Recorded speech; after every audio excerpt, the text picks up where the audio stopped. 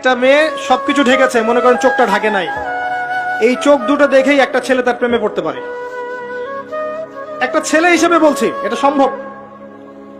একটা হাতের কবজি দেখে আপনি একটা মেয়ের প্রেমে পড়তে পারেন, ভালো লাগতে পারে, সম্ভব। মেয়েদেরকে আল্লাহ পাক এত সুন্দর করে সৃষ্টি করেছে। আল্লাহ পাকের সবচেয়ে শ্রেষ্ঠ সৃষ্টি হচ্ছে মেয়েরা। মানুষ তো অবশ্যই, তারপরে মেয়ে মানুষ। এই নারী আপনার হয় জান্নাতের মাধ্যম হবে, অথবা আপনার জীবনের সবচেয়ে বড় ফিতনা হবে। কারণ নবী সাল্লাল্লাহু আলাইহি ওয়াসাল্লাম বলেছেন, আমি পুরুষদের জন্য মহিলাদের চেয়ে বড় কোনো ফিতনা রেখে যাচ্ছি না। প্রচন্ড বড় ফিতনা হতে পারে, সাবধান। তো এখানে দেখেন মেয়ের হাঁটার বর্ণনা আল্লাহ পাক দিয়েছেন। এখনকার জেনারেশনে মেয়েদেরকে আপনি হাঁটা শেখান, রাস্তাঘাটে, শপিং মলসে, সব জায়গায় দেখবেন গেঞ্জি আর জিন্স আর টি শার্ট পরে, ফর্মাল পোশাক পরে, স্যুট বুট পরে ঘুরছে। মাঝে মাঝে পোশাকের এখানে ওখানে ফাড়া ছেঁড়া, এটাই নাকি স্টাইল। এমন পোশাক পরছে যেটা পরেও দেহের অঙ্গ প্রত্যঙ্গ বোঝা যাচ্ছে, এমন পোশাক পরছে যেটা বাহির থেকে ভিতরের অঙ্গ দেখা যাচ্ছে। অমুসলিমদের পোশাক পরছে, ছেলেদের পোশাক পরছে, এগুলো সবই আখিরুজ্জামানের সাইন। আখিরুজ্জামানে এরকম মেয়েদের সংখ্যা বাড়বে। নিসাউন কাসিয়াতুন আরিয়া, এরা কাপড় পরেও নগ্ন থাকবে। মুইলাতুন মামিলাত, এরা মানুষকে আকৃষ্ট করবে, নিজেরাও আকৃষ্ট হবে। এরা জান্নাতের গন্ধও পাবে না, যদিও জান্নাতের গন্ধ যোজন যোজন দূর থেকে পাওয়া যায়। আখিরুজ্জামানের সাইন আপনি দেখবেন, মেয়েরা ছেলেদের পোশাক পরে ঘুরছে।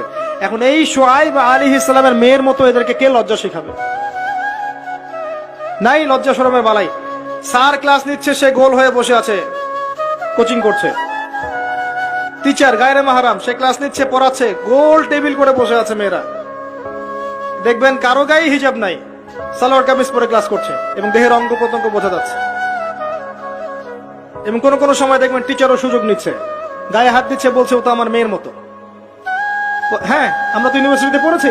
এরপরে খেয়াল করে দেখবেন টিচারের সাথে ছাত্রীর প্রেম হয়ে গেছে। কত মেয়ে যে রেপের শিকার হচ্ছে, মুখ ফুটে বলে না। যে কয়টা খবর আসে পেপার পত্রিকা, এগুলো খুব নগণ্য খবর, বাস্তবতা আরো অনেক কঠিন, পরিসংখ্যান অনেক বেশি, অনেক বেশি। মেয়েরা তো আর মুখ ফুটে বলবে না আমার সাথে এরকম অন্যায় করা হয়েছে। কিছু কিছু মেয়ে যখন বলে তখন আপনি খবর পান। অনেক মেয়ে প্রাইমারি স্কুল থেকেও, তারা প্রাইমারি লেভেল থেকে একদম বয়স যখন 10-15 এখান থেকে শুরু করে কলেজ পর্যন্ত ধর্ষণের শিকার হয়েছে, রেপের শিকার হয়েছে। গার্লফ্রেন্ড বয়ফ্রেন্ডের দ্বারা বা টিচারের দ্বারা, কোনো কোনো ক্ষেত্রে চলতে ফিরতে গুন্ডা মাস্তানের দ্বারা এটা হচ্ছে, ফ্রি মিক্সিং এর কারণে। ছেলে আর মেয়েকে আপনি একসাথে জড়িয়ে দিয়েছেন, এগুলো চলবেই। এখন অনেক সময় এমনও হয়েছে, মেয়ে পড়াচ্ছেন, চারপাশে গোল হয়ে বসে আছে ছেলেরা।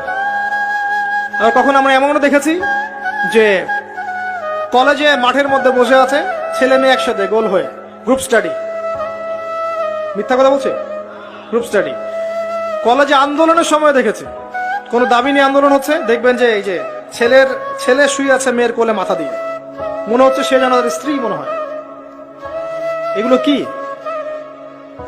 এগুলো চলছে। এখন এখানে আপনি কিভাবে আপনার বাসায় পর্দা ধরে রাখবেন?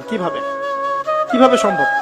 বেশি বেশি মেয়েদের যুগোপযোগী মাদ্রাসার প্রয়োজন, বেশি বেশি মেয়েদের ইসলাহি আলোচনার দরকার, মেয়েদের মধ্যে দাওয়াতি কাজের দরকার।